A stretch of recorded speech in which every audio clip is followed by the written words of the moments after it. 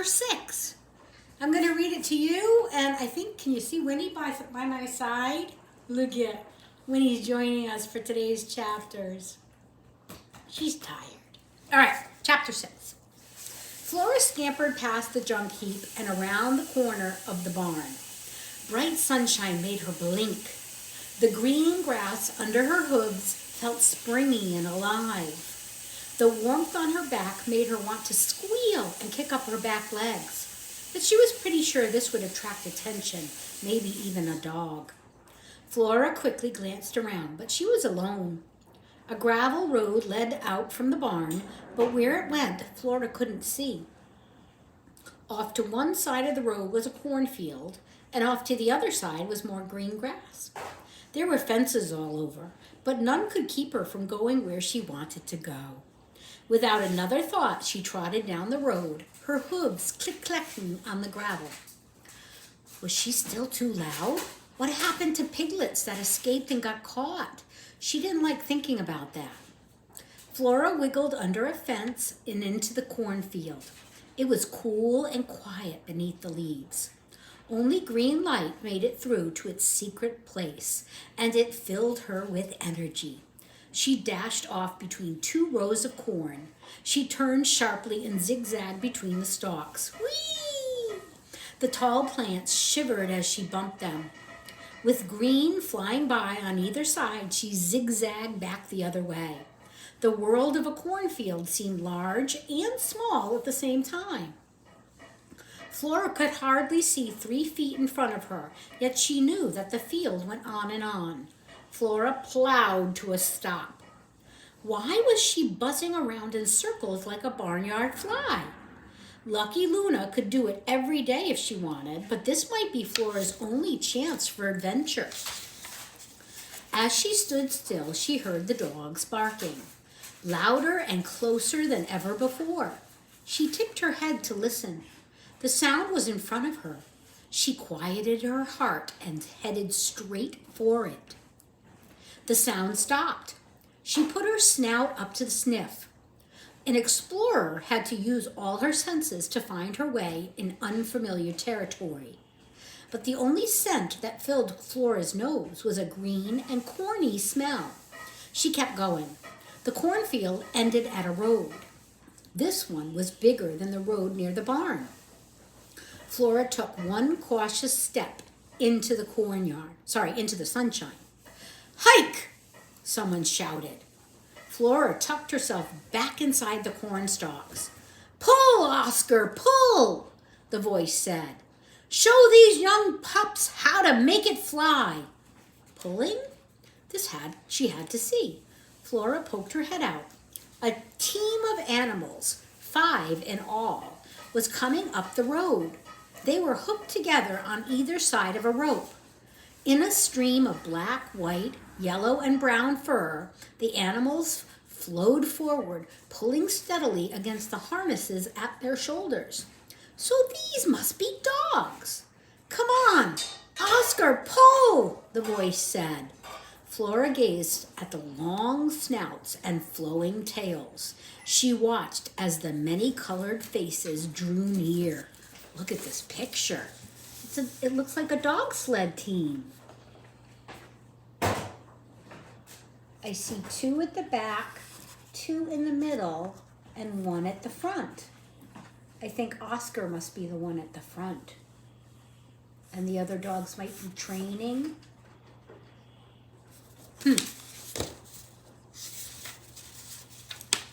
Pink tongues flapped and rolled over sharp white teeth. Ears were tipped back, but it was the eyes that stopped Flora's heart, bright, determined, and proud. Flora wondered if her eyes would ever look like that. At the end of the line was a man riding on a cart with 4 wheels that clattered and bounced over the gravel road. So it's not a sled if they're wheels, right? Sleds just have runners. They don't have wheels. Dark hair covered his face, and he looked fierce. Hike! The man cracked a whip, and the dogs pressed on with new energy. There was one dog in the lead, and his ears picked up slightly as his eyes rested on Flora. He seemed to be taking in that she was out of place, but he didn't break his stride. The other dogs in the line now glanced at her. Flora's knees trembled. She knew that she should run away, but she was mesmerized. There was something in the teamwork, in the purpose and effort that they shared, that made it hard for her to breathe. Would her brothers ever consider trying this? Being a team? The man caught sight of her. "Whoa!" he shouted, and pulled back on the lever that made the wheels stop moving. The dogs halted. "Dab nabbit! Every time we start the strength training, something happens. Why are you out of your pen, little piggy? Somebody needs to learn a lesson." Although the dogs had pulled in silence, now they stamped and whined and barked. They clearly didn't like being stopped. Only the lead dog was calm. His eyes were bright and still on Flora, and she could see they were soft blue with a black pupil in the middle. That must be Oscar. She watched as his tongue pulsed in and out with each breath. She stuck her tongue out and tried it, but it felt strange. What was it supposed to do for her? The man stepped off the cart and slowly approached Flora. "This'll be the only time I find you out of your pen, guaranteed." He stretched out his hands. "Come here, piggy." Uh-oh, this looked like trouble. Flora thought fast and skittered sideways out of reach, just as the man lunged down to grab her. "Confound it," he yelled. "Don't make me set these dogs on you." She dashed around to the other side of the team and caught sight of their sharp teeth. Loose dogs would be more trouble than she could handle, plan or no plan. Then why was she still standing near them? Something made her want to stay close. These dogs were determined, excited, but not angry or mean. They were eager to get back to their job. What Flora really wanted to do was ask them some questions. She hustled closer and then stopped. 2 dogs barked and yanked sideways against their harnesses. The cart shifted and the man walked back to steady it. The barkers kept up their noise. Only Oscar stood stock still, moving his head to watch Flora. She took a few steps back. No one seemed to be in the talking mood. The man came around the cart. "Stop running in circles, you little barnyard bonehead!" He stepped toward her, hands out. Flora skipped out of reach again, this time farther up the road. "Fine," the man stomped back onto the cart. "I'll catch you later." He grabbed up the dog lines and the cart started to roll. "Hike!" he shouted. Oscar and the others jumped against their harnesses. They pushed forward and the cart gained speed. Wow! Flora's heart raced. The whole operation barreled in her direction. Flora began to run alongside. She stuck her tongue out sideways and lunged with each step as if she were pushing against her own harness. "Hike, piggy!" shouted the man. Flora glanced over her shoulder. The man's angry frown was replaced by a grin. "So you're a runner. Come on, you little breakout artist. Keep up. It's training time." The encouraging words went right to her head. What a feeling it would be to run with a team. She imagined herself at the head of a long pack of dogs. Flora surged again. She concentrated on putting not just speed but power into each stride. Flora threw her head down and skittered as fast as she could. But the dogs were much faster. She was soon running next to the cart. "Hike!" the man shouted down to her. Flora didn't want to give up, but she was winded now. Her legs weren't as strong as her determination. She fell behind and had to breathe their dust. Up ahead, the cart stopped and the man set the lever against the wheels. The dogs began barking again. Flora threw herself down on a patch of grass at the side of the road, heaving and gasping. "You've got spirit, don't you?" the man asked, walking over to her. This time she had no energy to run away. Soon she felt strong fingers rub the top of her head and behind her ears. Flora had never felt anything so delicious. The man bent his head close, and she tried to reach up and lick it. "Troublemaker," said the man. "Cute, but a big troublemaker." Flora didn't even struggle when he carried her back to the cart. "Hike!" the man shouted again. A moment later, Flora was moving faster than she ever had. The wind rushing past her ears felt wonderful. Unfortunately, the teen was headed back toward her pen. "Stop! Turn around!" she wanted to shout. She tried to wiggle free. "Don't end my adventure this soon." And that's the end of that chapter.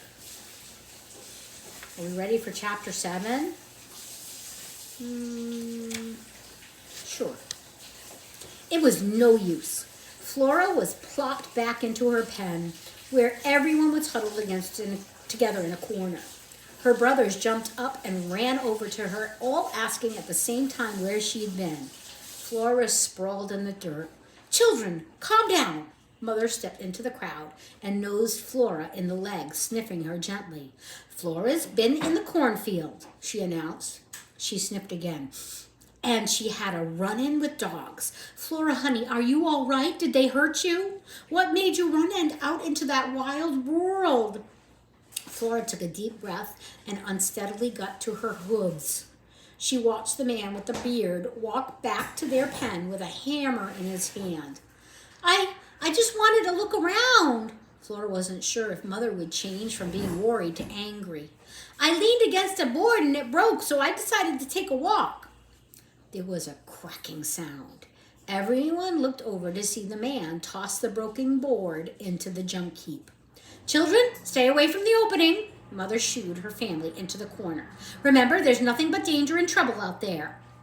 The man dragged a new board over and began nailing it in place. "Did the dogs attack you in the cornfield?" Alfred asked. "They're not attacking dogs," said Flora, "and they don't go into the cornfield. They're pulling dogs." She looked around at the staring eyes. This must be how Luna felt when Flora was looking at her. For the first time in her life, she was the one who had a story to tell. It happened like this. No one interrupted, and Flora told the truth, except for the part where she fell behind. In her story, Flora ran flank to flank with the pulling dogs, her hooves pounding the road as she matched her running companions, step for galloping step. "That sounds even better than digging up a nail," Alfred said. "You are the bravest pig ever." "A pig needs to be careful, not brave, Alfred," said Mother. "There won't be any more digging up nails, and let's just see how well the farmer fixed the fence." She walked over to the new board and pushed against it with her whole body. Then she turned and faced her children. "It's sufficient, so there won't be any more narrow escapes from packs of running dogs either. I'm sure Flora understands how close she came to disaster. She won't be so foolish and reckless next time." "Next time," thought Flora, "I can't wait." Flora was excited to tell Luna about her adventure, and her chance came at nap time the following day. "I got out and went for a run in the wild outside," she said when Luna jumped up on her post. "That's what I heard." Luna wrapped her tail around her feet. "And just how wild was it out there?" "Getting out was amazing," she said. "Actually, I spent most of my time in the cornfield, which is an excellent place for hiding. But the best part was running with the dogs." The tip of Luna's tail twitched. Were they barking and slobbering and sticking their tongues out all over their faces? Flora sat down. She remembered now that Luna didn't have nice things to say about the dogs. She was right about the tongues and the barking, but Flora also remembered the way their strong legs never gave up and the blue eyes of the lead dog. She wanted to run with them again. "Why don't you like dogs?" she asked. Luna yawned. "Dogs think cats are useless, which is a lie. They also think cats are lazy, which is true. Cats can't wait to sleep, and dogs can't wait to do stuff. They try too hard. The people who live in the house say that in a couple of months, someone will come along and pay a lot of money for the dogs and take them up to the North Pole, where it is snowy and freezing cold, or down to the South Pole, where it is even colder and truly wild. Meanwhile, I will be spending my days choosing warm places to curl up. Flora had so many questions, she didn't know where to start. What is money? Where is the South Pole? And why do people want to go where it's cold? She stared into Luna's eyes without blinking so the cat would know she was listening, and waited. Luna started to give herself a bath.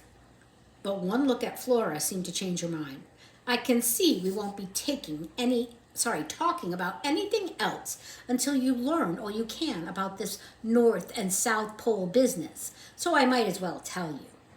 Flora did a little dance with her front feet. Then she forced herself to be still and quiet, not permitting even one ear to twitch or her snout to tremble. No food can grow in the poles, started Luna. No corn, no vegetables, no nothing. But it doesn't matter because humans, well, some humans, like being where life is difficult and wild. Luna let out a disgusted sniff. These humans love to go to the poles to be truly miserable so they can come home and tell stories. And the dogs love to go so they can pull a sled every day. These polar sleds carry heavy loads that don't feel heavy once they get moving because they slide along on their runners that are slick and fast. Everyone works hard and works as a team. The ones that don't die.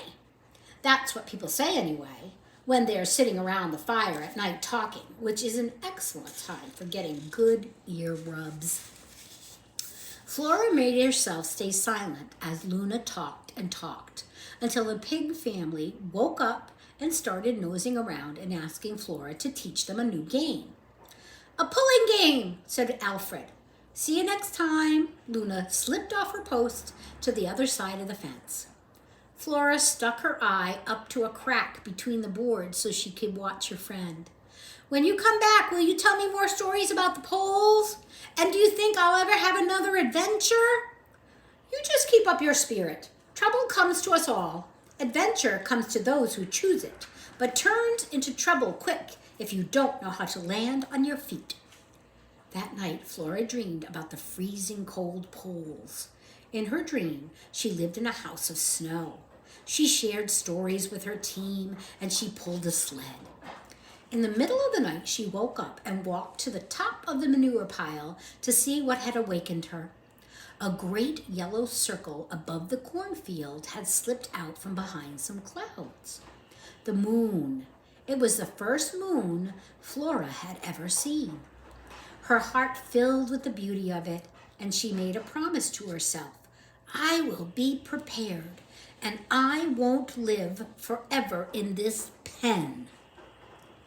And that, my friend, is the end of chapter 7. And when I read again, it'll be chapter 8. So I'm sending kisses to you, my love, and your whole family. Please pass these along. I love you. Bye.